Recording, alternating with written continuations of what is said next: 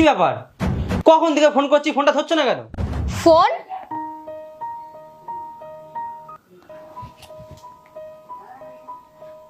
দশটা miss call? Sorry Bubai, আমি না দেখিনি, এই কাজ করছিলাম না।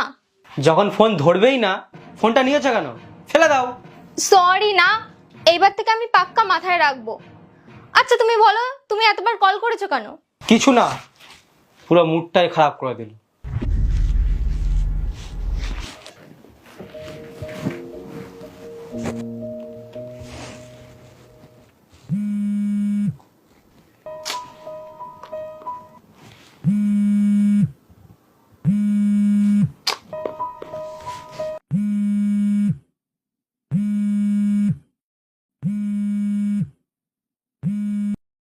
হ্যালো। হ্যালো। আরে ফোনটা কি দেখতে পাও না তুমি? কতবার তোমাকে বলেছি ফোনটা নিজের কাছে রাখো, নিজের কাছে রাখো।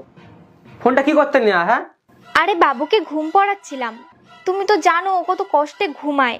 যদি ফোনটা বেজে উঠতো তাহলে তো ও উঠে যেত, তাই ফোনটা সাইলেন্ট করে রেখেছিলাম। বলো কি হয়েছে? কি বলবো, তুমিই তো ফোন করেছিলে। আরে এমনিই ফোন করেছিলাম, রাত্রে কি খাবে তাই জন্য।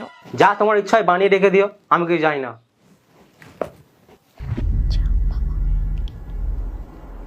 কোয়েল, কোয়েল, কোয়েল। হ্যাঁ কি হয়েছে? ফোন কোথায় তোমার? আরে আমি চ্যান করছিলাম, ফোনটা যে কোথায় রেখেছি।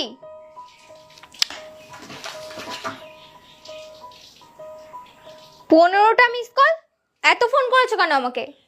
যখন ফোন করছিলাম তখন তো ধরোনি, মাথাটাই খারাপ করে দেয়।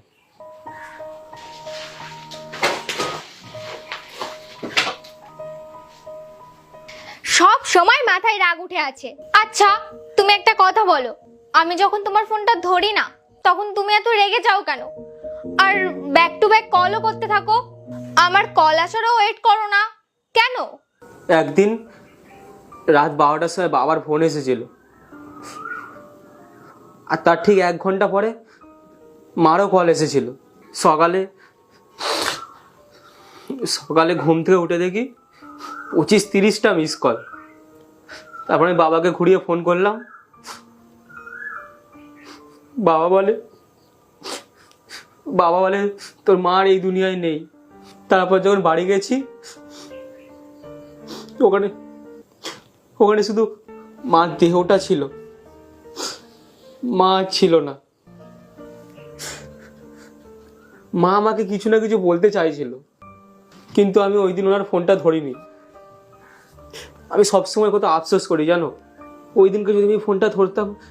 I am so sorry Bubai, এইবার থেকে তুমি যখন ফোন করবে আমি তখনই ফোনটা ধরবো। আর ফোনটা যদি ধরতে নাও পারি তাহলে তোমাকে একটা মেসেজ করে দেব। বন্ধুরা, যখন তোমার প্রিয় মানুষটা পাগলের মতন তোমার খোঁজ নিচ্ছে না, পাগলের মতন তোমার কেয়ার করছে না, ভাববে সেই মানুষটা তোমাকে পাগলের মতন ভালোবাসে।